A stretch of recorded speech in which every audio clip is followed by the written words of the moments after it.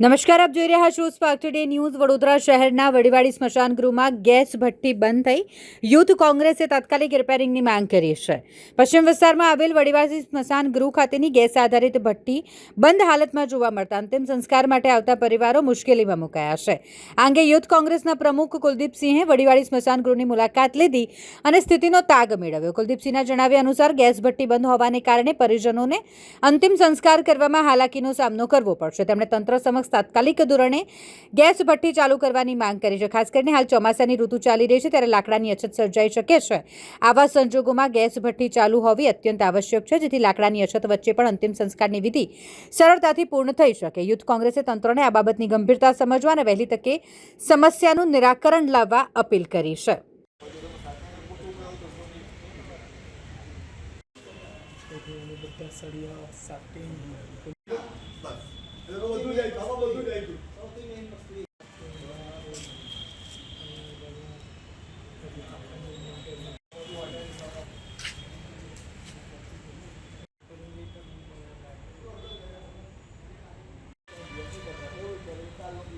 Gas ચિતા અત્યારે એવું છે કે આજના યુગની અંદર લાકડા પ્લસ ગેસ ચિતા બે એકબીજાના પૂરક બની રહ્યા છે.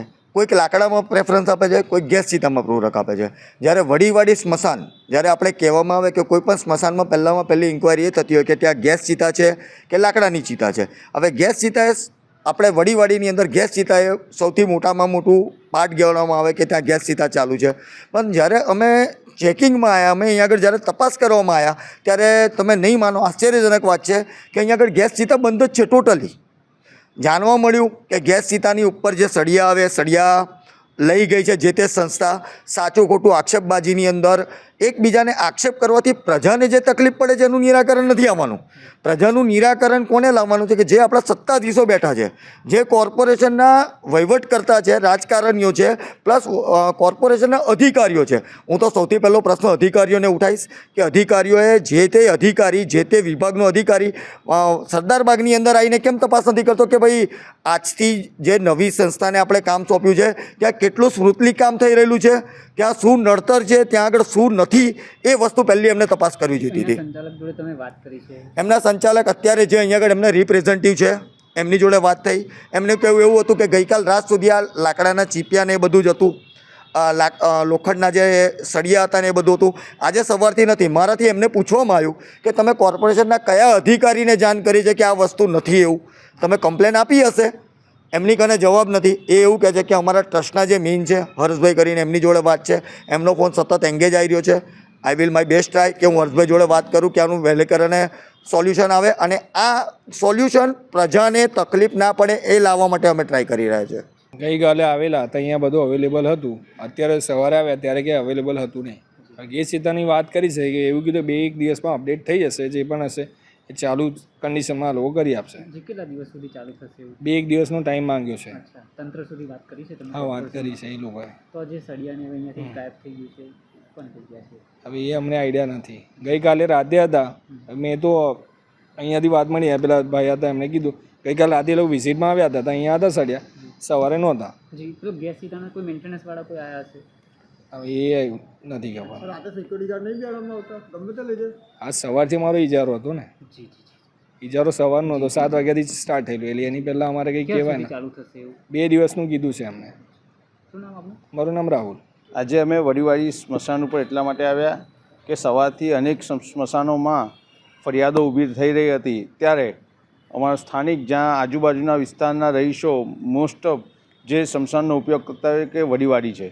વડીવાડીમાં બધી જ સુવિધા વધુ પડતી જે પેવર બ્લોક હોય તે બધું જ પ્રાઇવેટ સંસ્થાઓ દ્વારા ઊભું કરવામાં આવેલું જ છે. વર્ષોથી એ સંસ્થાઓ, પ્રાઇવેટ સંસ્થાઓ બધી એને સુવિધા આપી જ રહી હતી. ત્યારે અચાનક કોર્પોરેશન દ્વારા ટ્રસ્ટ બદલીને સુવિધા ઊભી કરવાનો જે નવો વિચાર આવ્યો, એના માટે થઈને અમે તપાસ માટે આવ્યા હતા.